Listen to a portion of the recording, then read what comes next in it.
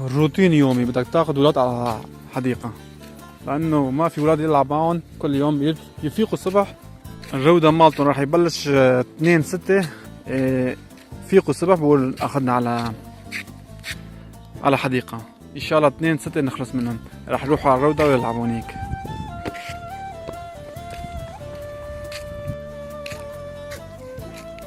هاي وصلنا على الحديقة.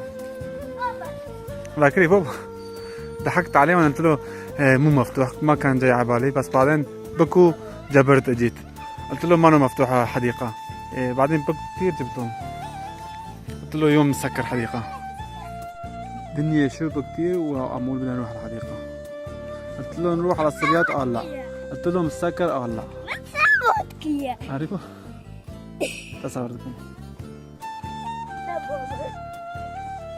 نصيحة واحد عشان يوصل على ألمانيا لازم ياخذ الولاد على دكتور مشان يضربوا إبرة حسد حسبة، ما بعرف شو اسمه، لأنه لما تدون على الروضة ما مدربين على الإبرة، يعني لازم بعد ما تضرب على الإبرة يجي على الروضة، بدون هالإبرة ما فيهم يجي على الروضة.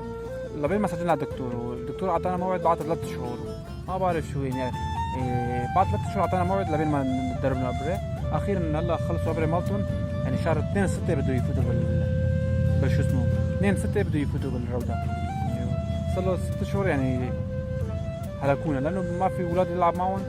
كل يوم ناخذهم على الحديقة وعلى الفاضي، يعني ما عم يجيهم صبر. صبر ما بعرف شو اسمه. المهم أبو صرافة لو وصلتوا على ألمانيا فروحوا أخذوا أولادكم على الدكتور.